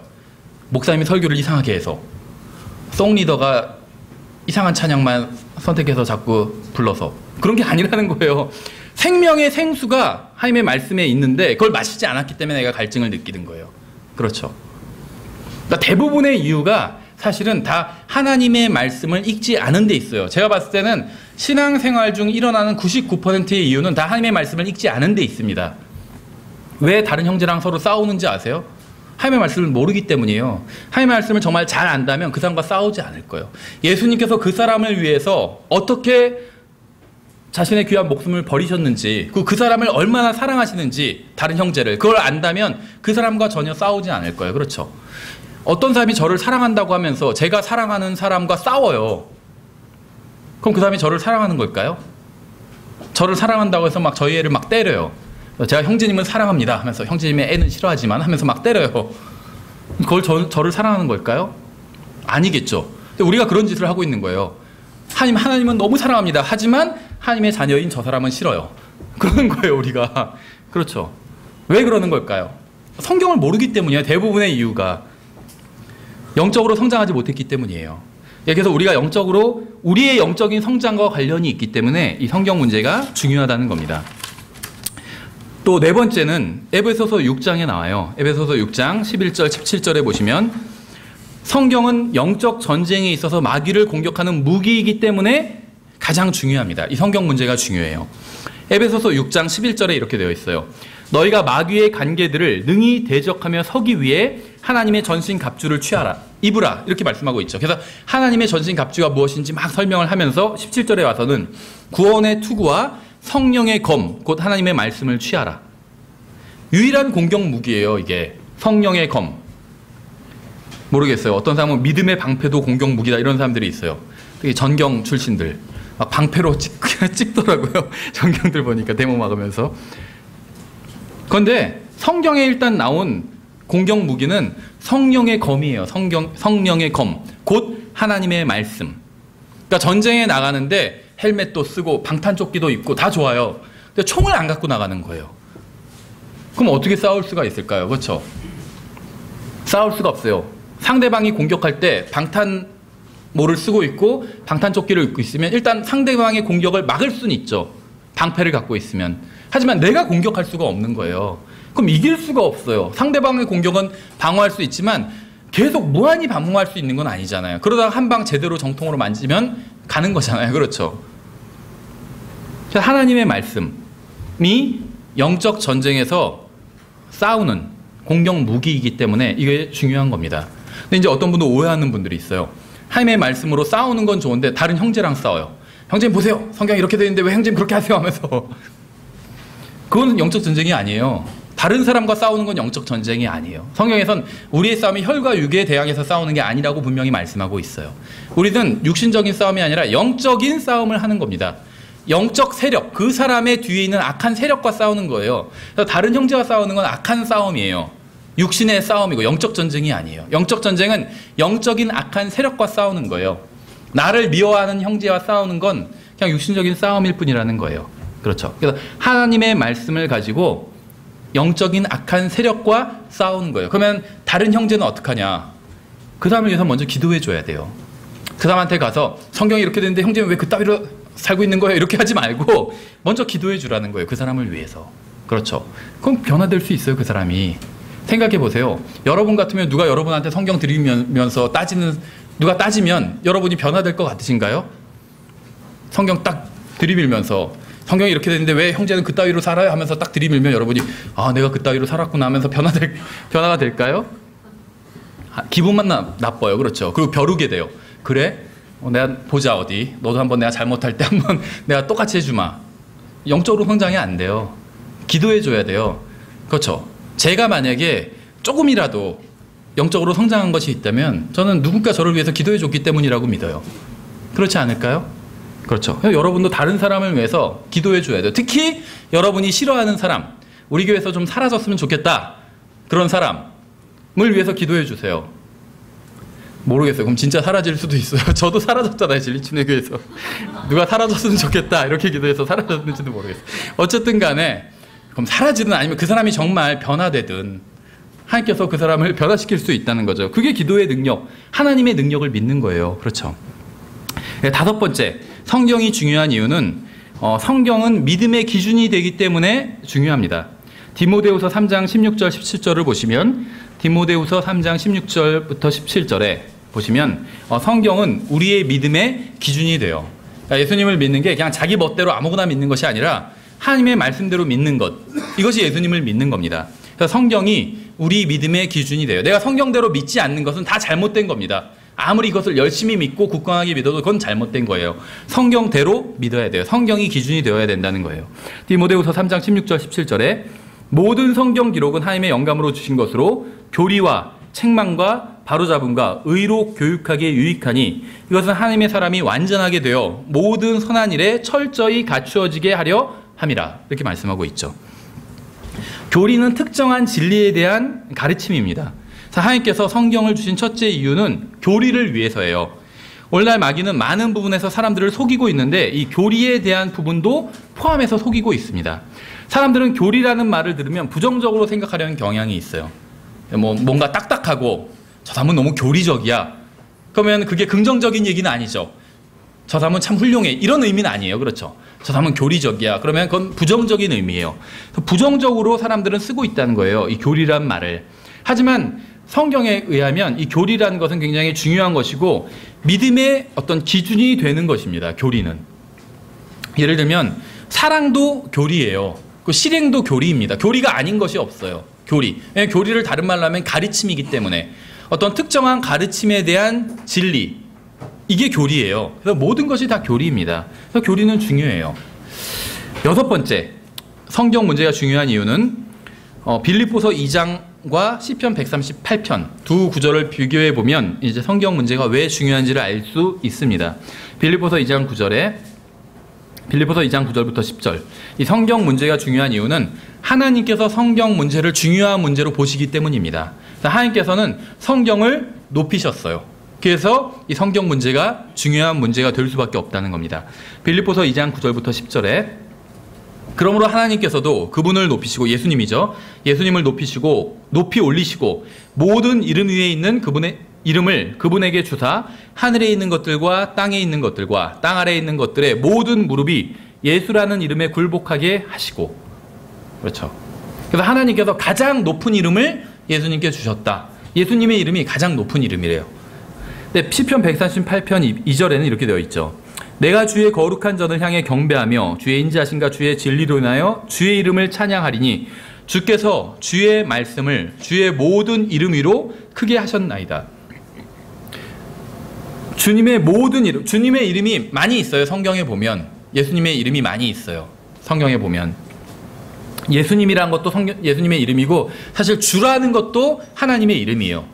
주의 이름을 부르는 자는 구원을 받으리라 했을 때 주님의 이름이 뭐 다른 걸 불러야 구원받는 게 아니라 주라는 이름이에요.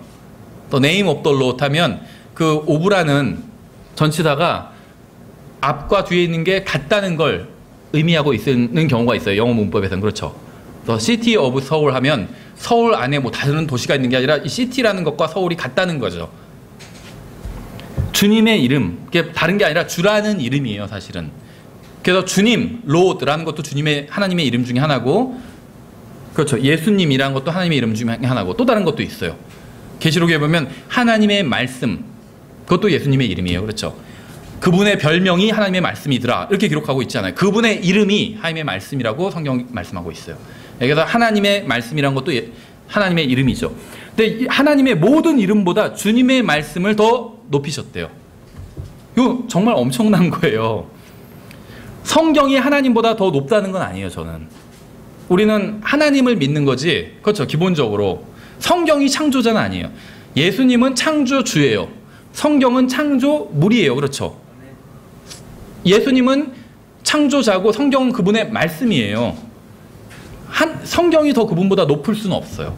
근데 하나님께서는 자신의 이름보다도 성경을 더 높은 자리에, 더 첫 번째 자리에 두셨다는 거예요. 그러니까 하나님께서 얼마나 성경을 높이시는지 알 수가 있겠죠. 그래서 우리가 성경을 보면, 저희가 이제 책으로도 출간한 적이 있죠. 예수님과 성경이라는 제목으로. 거기 보면 예수님과 성경을 비교해 놨어요. 그래서 예수님과 성경을 같은 이름으로 부르는 경우가 많아요. 그건 너무나도 많이 있어요. 예를 들면 진리라고 했을 때 성경은 예수님을 진리라고 부르죠. 예수님 아예 나는 진리요 이렇게 말씀하셨잖아요. 근데 성경에선 하나님의 말씀도 진리라고 부르고 있어요. 아버지의 말씀은 진리라고 말씀하고 있죠. 많아요. 빛도 마찬가지고 예수님도 빛이라고 부르고 성경도 빛이라고 불러요. 그 외에도 많이 있어요. 가장 대표적인 게 하나님의 말씀이란 표현이죠. 성경을 우리가 하나님의 말씀이라고 부르죠. 근데 예수님의 이름도 하나님의 말씀이죠. 근데 차이점은 있어요. 예수님의 이름을 의미할 때는 The Word of God 할 때 word가 W가 대문자로 되어 있어요. 하나님의 말씀이라고 할 땐 The Word of God 할 땐 그건 소문자로 되어 있어요. 그 차이점이 있겠죠.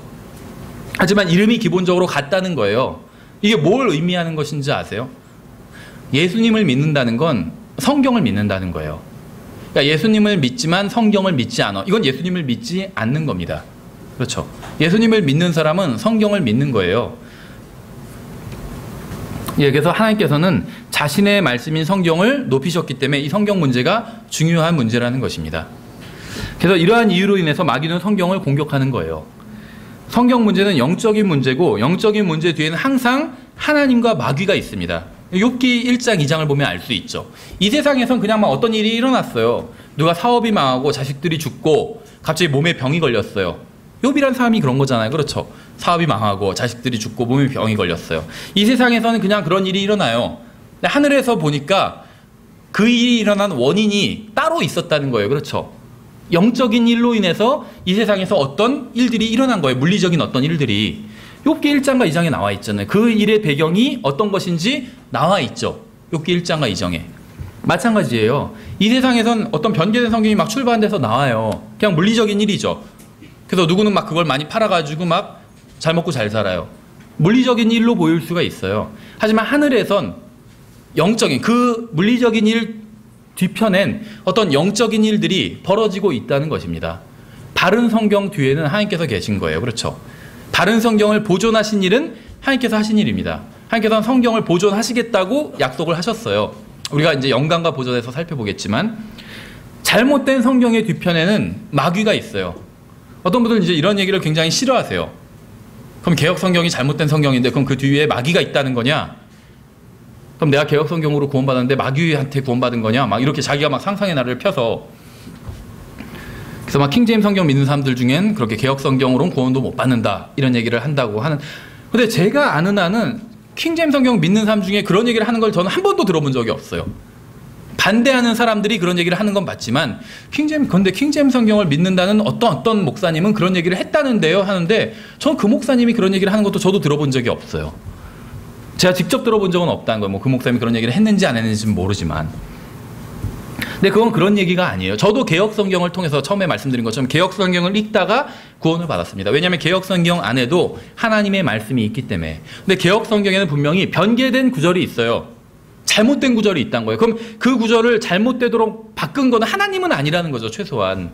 마귀라는 거예요. 그렇죠? 그래서 마귀가 변개시켰다고 말할 수밖에 없다는 거예요. 하나님께서 변개시킨 게 아니기 때문에. 그렇죠? 예, 그래서 개역 성경을 통해서도 구원받을 수 있어요. 제가 그러니까.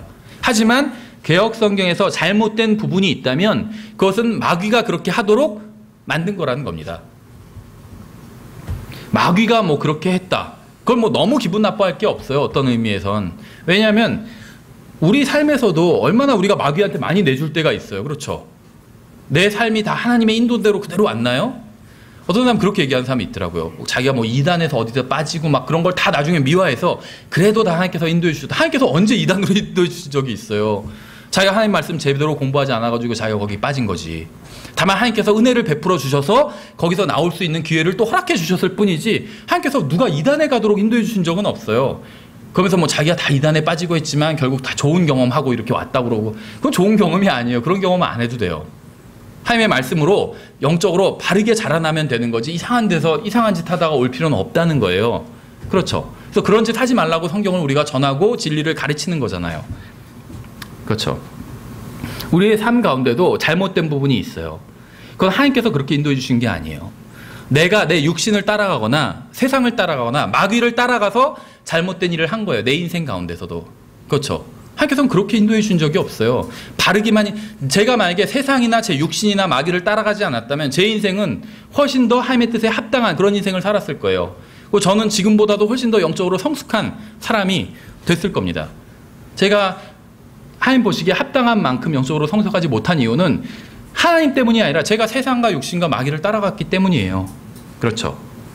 예, 그래서 뭐 우리 가운데서 믿는 사람도 마귀의 미혹을 충분히 받잖아요. 마찬가지로 하나님의 말씀도 마귀가 공격을 하면 변개될 수밖에 없다는 거예요. 다만 하나님께서는 마귀가 아무리 성경을 다 공격하고 어떻게 한다 할지라도 자신의 말씀을 보존해 주신다고 약속을 하셨다는 겁니다. 그래서 이 세상엔 하나님께서 보존하신 말씀이 있고 마귀가 공격한 변개된 성경도 있다는 겁니다. 예, 그렇다면 이제 성경 문제에 임하는 이 자세에 대해서 한번 우리가 생각해 보도록 하겠습니다. 성경 문제는 다른 어떤 문제보다 더 믿음이 필요합니다. 사실 다른 문제와 마찬가지로 믿음이 필요해요. 우리는 모든 문제를 볼 때 믿음으로 그 문제를 대해야 됩니다. 이건 무슨 말이냐면 믿음으로 대한다는 건 하나님의 말씀을 기준으로 대한다는 거예요. 그렇죠? 나는 그냥 그렇게 믿어. 난 개역성경이 맞다고 믿어. 그럼 그건 믿음으로 대하는 게 아니에요. 하나님의 말씀을 기준으로 개역성경이 맞다고 믿으면 비교해 보면 돼요. 킹제임스 성경과. 그 개역성경을 가지고 개역성경에 나온 구절들을 서로 비교해 보면 돼요. 그렇죠?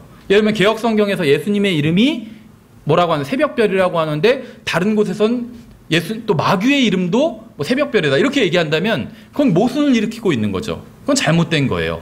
그래서 성경을 성경으로 성경의 근거에서 한번 맞나 아닌가 따져보는 것, 이것이 이제 성경 문제를 믿음으로 대하는 겁니다. 다른 문제도 마찬가지예요. 여러분이 뭐 살아가면서 어떤 문제를 대할 수 있잖아요. 직장 문제도 있고 뭐 이사 문제 아니면 어떤 다른 사람들과의 어떤 관계 여러 문제가 있어요. 근데 그 문제를 믿음으로 대할 수도 있고 믿음으로 대하지 않을 수도 있어요. 믿음으로 대하지 않는 건 그냥 여러분 생각대로 여러분 경험대로 처리해 버리는 거예요. 믿음으로 대하는 건 무엇이냐면 성경을 가지고 대하는 거예요. 판단해 보는 거예요. 하나님의 말씀에 이렇게 되어 있는데 이거를 어떻게 해야 될까? 하나님의 말씀대로 하는 거예요. 그게 믿음으로 대하는 거예요. 근데 이 성경 문제는 특히 더 하나님의 말씀을 가지고 대해야 된다는 거예요. 다른 말로 하면 믿음으로 대해야 된다는 거예요. 왜냐하면 위에서 우리가 앞에서 살펴본 것처럼 성경으로 거듭나고 성장하고 또 마귀와 영적 전쟁을 할 수 있기 때문에 우리가 바른 성경을 바르게 믿고 영적으로 강건해질수록 마귀는 그만큼 더 강하게 공격을 해올 수 있습니다. 어쨌든지 간에 우리가 마귀의 어떤 괴계를 상대하기 위해선 하나님의 말씀을 붙들어야 된다는 거예요. 또 진리의 길은 우리가 앞에서 살펴본 것처럼 좁은 길입니다. 어떤 사람들은 그건 킹제임스 성경이 그렇게 바른 성경이라면 왜 킹제임스 성경을 믿는 사람들이 더 적은가 이렇게 얘기하는 사람들이 있어요. 그렇죠? 뭐 미국에선 킹제임스 성경을 보는 사람들이 더 많습니다. 근데 우리나라는 뭐 킹제임스 성경을 보건 믿건 하여튼 킹제임스 성경을 사용하는 사람들이 극소수인 건 사실이에요. 근데 성경은 좁은 길로 가라고 했잖아요. 그러니까 믿음으로 성경을 문제를 대한다는 게 성경에선 좁은 길이 있고 넓은 길이 있다고 말씀하고 있어요. 생각해 보세요. 근데 개역 성경, 킹제임스 성경을 믿지 않는 길은 더 넓죠. 킹제임스 성경을 믿는 길은 더 좁아요. 그럼 어느 길로 가야 될까요? 좁은 길로 가야 돼요. 좁은 길로 가라고 했잖아요, 성경에서. 그렇죠. 많은 경우에 있어서 다수결은 문제를 해결하는 방법이 될 수 있습니다. 그게 가장 좋은 방법은 아니에요. 하지만 많은 경우에 있어서는 그냥 가장 나은 방법일 수는 있어요. 근데 다수결이 항상 옳은 것은 아니에요. 여러분, 히틀러를 통해서 정말 수많은 사람들이 죽었잖아요. 고통을 당하고 지옥에 갔어요. 히틀러가 정권을 장악하게 된 게 어떤 절차를, 비민주적인 절차를 거쳐서 정권을 장악하게 된 게 아니에요. 민주적인 절차를 거쳐서 히틀러는 정권을 잡게 됐어요. 그러니까 민주주의가 항상 옳은 것은 아니라는 거죠. 그렇죠. 어떻게 보면 차선 아니면 차악일 수도 있어도 민주주의가 최고다, 그건 아니라는 겁니다. 그러니까 많은 사람이 그것을 옳다고 한다고 해서 그것이 옳은 것은 아니라는 겁니다. 모든 사람이 다 그것을 반대한다 할지라도 성경에 그렇게 되어 있다면 그것이 옳은 거라는 거예요. 그렇죠. 특히 진리는 그렇다는 겁니다. 성경을 보면 오히려 다수보다는 소수가 더 옳은 경우가 훨씬 더 많아요. 노아 시대에 노아가 다수였나요? 8명만 물에 빠져 죽고 나머지 인류가 다 구원받았나요? 그러지 않았죠. 반대예요. 정말 0.0000001%의 사람만 구원받았어요. 8명 빼고는 다 죽었어요. 극소수였죠. 근데 노아의 길이 옳은 길이었어요. 그렇죠. 아브라함은 어떤가요? 아브라함 소수였죠. 여호수아는 어떤가요? 여호수아도 소수였어요. 대언자들 어떤가요? 소수였어요. 사도들. 그렇죠. 모두 다 다수가 아니라 소수였습니다. 그러니까 믿음으로 우리가 어떤 걸 판단해 본다는 건 성경을 가지고 판단해 본다는 거예요. 성경을 가지고 판단해 봤더니 다수가 항상 잘못된 선택을 하고 있어요. 이 세상에서는. 그럼 우리가 킹제임 성경을 다수가 반대한다고 해서 킹제임 성경이 잘못되었다 이렇게 결론을 내린 건 그건 오히려 잘못된 결론이라는 거죠. 그래서 성경 문제에 있어서 가장 중요한 것은 다른 사람들이 어떻게 생각하는지가 아니라 하나님께서 어떻게 생각하시는지가 가장 중요한 겁니다. 그래서 하나님께서 말씀하셨다면 비록 그 말씀을 따르는 사람이 적을지라도 그 길로 걸어야 되고 그게 이제 믿음의 결론이라는 겁니다. 아까 제가 말씀드린 것처럼 너희는 좁은 문으로 들어가라. 멸망으로 인도하는 문은 넓고 그 길이 넓어 거기로 들어가는 자가 많고. 여기서 뭐 쉽고 어렵고 이런 얘기는 없어요. 길의 폭을 얘기하고 있는 거예요. 길의 폭. 근데 이게 좁은 길이긴 하지만 전 인류가 다 갈 수 있을 만큼의 넓이는 돼요. 왜 그런 줄 아세요? 생명으로 인도하는 길이 좁다고 그랬죠. 근데 하나님께서는 모든 사람이 구원을 받기를 원하신다고 그랬죠. 전 인류가 다 갈 수 있을 만한 폭이 되는 길이에요. 그렇지만 좁은 길이에요. 멸망으로 인도하는 길은 그보다 더 넓기 때문에. 어쨌든지 간에 너희는 좁은 문으로 들어가라. 멸망으로 인도하는 문은 넓고 그 길이 넓어 거기로 들어가는 자가 많고 생명으로 인도하는 문은 좁고 그 길이 좁아 그것을 찾는 자가 적으니라. 뭐 어렵고 쉽고의 얘기가 아니라 좁고 넓고 소수와 다수 이 얘기죠. 세상적인 관점에서는 많은 사람들이 선 쪽이 다수입니다. 그런데 하나님의 관점에선 하나님과 함께 선 쪽이 진리예요. 그쪽이 다수고. 그래서 왜 밥 존스 목사님이라는 분이 이런 얘기를 하셨어요. One man and God is a majority. 그래서 한 사람과 하나님은 다수다. 직역하면 이 말이죠. 제가 약간 의역하면 하나님과 함께라면 혼자라도 다수가 된다. 저는 그렇게 받아들이거든요.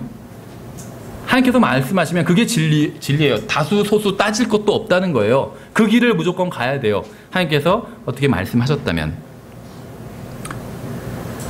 예, 계속 이어서는 다음 시간에 계속 이어서 이제 좀 쭉쭉 나가 보도록 하겠습니다. 예, 그래서 다음 시간에 이어서 이제 다른 사람들을 향한 자세, 이 성경 문제와 관련해서 그러면 이 킹제임 성경을 받아들이지 않는 사람들을 우리가 어떻게 대해야 되는지, 그 사람들을 막 정죄하고 그렇죠, 그래야 되는지 아니면 우리가 어떤 자세를 가져야 되는지를 다음 시간에 이어서 살펴보도록 하겠습니다.